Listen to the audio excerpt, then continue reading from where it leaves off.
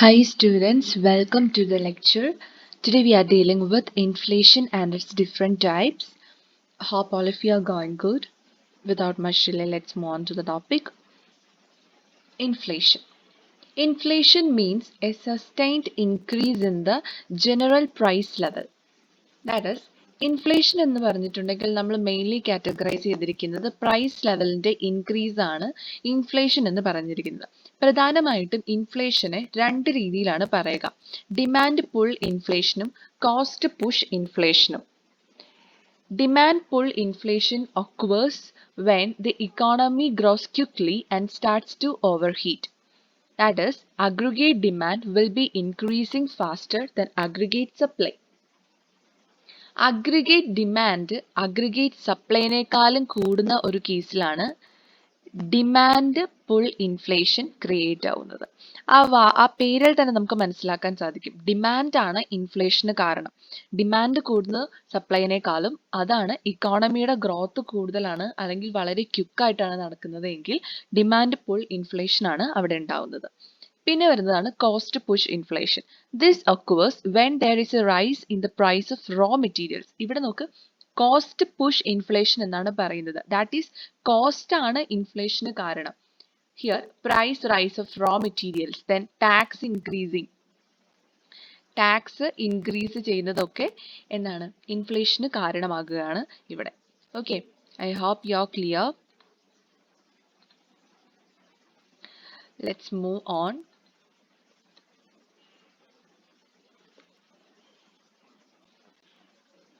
We can also categorize inflation by how fast the price increases. നമ്മൾ പറഞ്ഞു inflation എന്ന് പറഞ്ഞിരിക്കുന്നത് price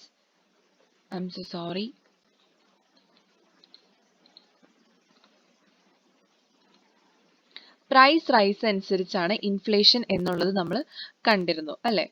inflation is categorized by the price rise. General price ലെവലാണ് നമ്മൾ inflation എന്ന് പറഞ്ഞിരിക്കുന്നത്.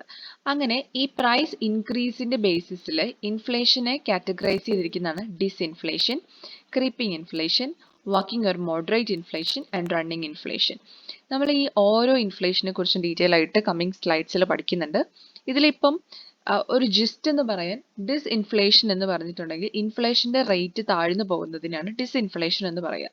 ക്രീപ്പിംഗ് ഇൻഫ്ലേഷൻ എന്ന് പറഞ്ഞിരിക്കുന്നത് വളരെ ലോ റേറ്റ് ഓഫ് ഇൻഫ്ലേഷൻ ആയിരിക്കും ഉണ്ടാവുന്നത്. ഇൻഫ്ലേഷൻ ലോ റേറ്റ് ആയിരിക്കും.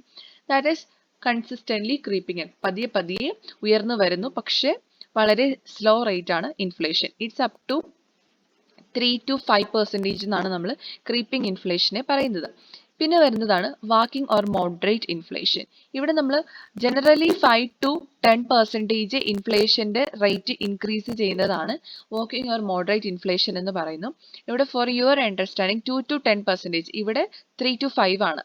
So 2 to 10% walking or moderate inflation. പിന്നെ വരുന്നത് running inflation, that is from 10 to 20%. ഇങ്ങനെയാണ് categorising inflation on the basis of price rise. Okay, so types of inflation include. ഇനി പല രീതിയിലുള്ള inflation ഉണ്ട്. അതിൽ first one demand pull inflation, cost push inflation, core inflation, wage inflation, hyper inflation and imported inflation. ഇതെല്ലാം നമ്മൾ ഓരോന്നായിട്ട് പഠിക്കുന്നുണ്ട്. ഇതിൽ ഡിമാൻഡ് പുൾ ഇൻഫ്ലേഷൻ എന്ന് പറഞ്ഞിരിക്കുന്നത് ഡിമാൻഡിന്റെ ഇൻക്രീസ് ആണ് ഇൻഫ്ലേഷന് കാരണം. Cost push, increase in the cost ആണ്. For example rising of the oil prices, അതേപോലെ ടാക്സിന്റെ റൈസസ്, റോ മെറ്റീരിയൽസിന്റെ പ്രൈസ് റൈസ്, ഇതൊക്കെയാണ് ഇൻഫ്ലേഷൻ ഉണ്ടാക്കുന്നതെങ്കിൽ അത് കോസ്റ്റ് പുഷ് ഇൻഫ്ലേഷൻ ആണ്. പിന്നീട് വരുന്നതാണ് core inflation, inflation rate excluding temporary factors. ചില ടെമ്പററി ആയിട്ടുള്ള ഫാക്ടേഴ്സിനെ എക്സ്ക്ലൂഡ് ചെയ്ത് കഴിഞ്ഞിട്ടോ ഉണ്ടാവുന്ന ഇൻഫ്ലേഷൻ ആണ് കോർ ഇൻഫ്ലേഷൻ. വേജ് ഇൻഫ്ലേഷൻ എന്ന് പറഞ്ഞിട്ടുണ്ടെങ്കിൽ inflation caused by the rising of real wages. Real വേജസിന്റെ ഇൻക്രീസ് ആണ് വേജ് ഇൻഫ്ലേഷന് കാരണം. ഹൈപ്പർ ഇൻഫ്ലേഷൻ എന്ന് പറഞ്ഞാൽ ഒരു വർഷം പെർ ആനോ ഇൻഫ്ലേഷൻ എന്ന് പറഞ്ഞിരിക്കുന്നത് 1000% ആയിട്ടുണ്ട് എങ്കിൽ, ഇൻഫ്ലേഷൻ 1000%നേക്കാൾ കൂടുതലോ അല്ലെങ്കിൽ 1000% ആയിട്ടുണ്ടെങ്കിൽ അത് ഹൈപ്പർ ഇൻഫ്ലേഷൻ ആണ്. അതേപോലെ imported inflation, inflation caused by rising price of imports. അതായത് നമ്മൾ ഇറക്കുമതി ചെയ്യുന്ന വസ്തുക്കളുടെ പ്രൈസസ് കൂടിയിട്ടുണ്ടെങ്കിൽ ഉണ്ടാകുന്ന ഇൻഫ്ലേഷൻ ആണ് ഇമ്പോർട്ടഡ് ഇൻഫ്ലേഷൻ. ഇതിന്റെ പ്രധാന കാരണം നമ്മുടെ രൂപയുടെ മൂല്യം താഴ്ന്നു പോകുന്നതാണ്. ഓക്കെ, ഡിവാലുവേഷൻ ആണ് പ്രധാനമായിട്ടും ഈ ഇമ്പോർട്ടഡ് ഇൻഫ്ലേഷന് കാരണം. Then, demand pull inflation. This occurs when aggregate demand increases at a faster rate than aggregate supply. Aggregate demand increase ചെയ്യുകയാണ് aggregate supplyനേക്കാളും. അതാണ് demand pull inflation കാരണം. And it occur when the economy is growing at a faster than the long run trend of rate of growth. അതായത് economy എന്ന് പറഞ്ഞിരിക്കുന്നത് സാധാരണഗതിയിൽ ഇക്കോണമിയുടെ rate of ഗ്രോത്തിനേക്കാളും വളരെ ക്വിക്കായിട്ട് വളരുകയാണ് ഈ ഒരു ഡിമാൻഡ് പുൾ ഇൻഫ്ലേഷൻ ഉണ്ടാവാനുള്ള മറ്റൊരു റീസൺ എന്ന് പറഞ്ഞിരിക്കുന്നത്. If demand exceeds supply firm will respond by pushing up prices. അത് നമുക്ക് it is simple. That is ഇപ്പോൾ ഒരു പെർട്ടിക്കുലർ കമ്മോഡിറ്റീൻ്റെ പ്രൈസ്, ഫോർ എക്സാമ്പിൾ ഇപ്പോൾ പെന്നിൻ്റെ ഡിമാൻഡ് ഭയങ്കരമായിട്ടും ഇൻക്രീസ് ചെയ്തുകൊണ്ടിരിക്കുകയാണ്. സ്വാഭാവികമായിട്ടും പെന്നിൻ്റെ ഡിമാൻഡ് കൂടി കഴിയുമ്പോഴത്തേക്കും കൂടുതലായിട്ട് പെന്ന് ആൾക്കാർ ആഗ്രഹിക്കുക അല്ലെങ്കിൽ വാങ്ങിക്കാനായിട്ട് ശ്രമിക്കും. അപ്പോൾ കമ്പനീസ് എന്താണ് ചെയ്യുക, അതിൻ്റെ പ്രൈസസ് എന്താണെങ്കിലും ഈ പെൻ ജനങ്ങൾ മേടിക്കുമെന്ന് ഉറപ്പുണ്ടെങ്കിൽ കമ്പനീസ് എന്താണെങ്കിലും അതിൻ്റെ പ്രൈസ് ഇൻക്രീസ് ചെയ്യുക തന്നെ ചെയ്യും. അങ്ങനെ ഒരു പ്രോഫിറ്റ് നോക്കുന്ന സമയത്തും ഡിമാൻഡ് പുൾ ഇൻഫ്ലേഷൻ ക്രിയേറ്റഡ് ആവുന്നു. ആൻഡ് അതിനൊരു ഡയഗ്രമാറ്റിക് റെപ്രസെൻറ്റേഷൻ ഉണ്ട്. This is the diagrammatic representation. ഇവിടെ കാണിച്ചിരിക്കുന്നത് ഇൻകം ആണ്. That is in the form of real G D P. And this is general price level 1, general price level 2. And X ആക്സിസിൽ real G D P, Y ആക്സിസിൽ general price level. ഇത് aggregate supply, ഇത് aggregate demand. Demand pull inflation occurs when aggregate demand grows at an unsustainable rate, leading to the positive output gap. അതായത് aggregate demand aggregate സപ്ലൈനേക്കാളും കൂടുന്ന ഒരു ടൈമിലാണ് demand pull inflation ഉണ്ടാവുന്നത്. അതായത് actual G D P എന്ന് പറയുന്നതും പൊട്ടൻഷ്യൽ ജി ഡി പി എന്ന് പറയുന്നതും കമ്പയർ ചെയ്യുമ്പോൾ actual G D P potential G D പിനേക്കാളും അധികമായിരിക്കും ഡിമാൻഡ് പുൾ ഇൻഫ്ലേഷനിൽ. അതൊരു പോസിറ്റീവ് ഔട്ട്പുട്ട് ആണ് കാണിക്കുന്നത്.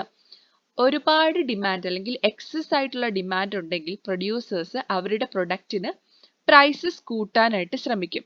അങ്ങനെ വന്നു കഴിയുമ്പോഴത്തേക്കും പ്രോഫിറ്റ് മാർജിൻ ഇൻക്രീസ് ചെയ്യുന്നതിന് വേണ്ടിയിട്ടാണ് പ്രൊഡ്യൂസേഴ്സ് എക്സസ് ഡിമാൻഡ് ഉള്ള അവരുടെ പ്രൊഡക്റ്റിന് പ്രൈസസ് കൂട്ടുന്നത്.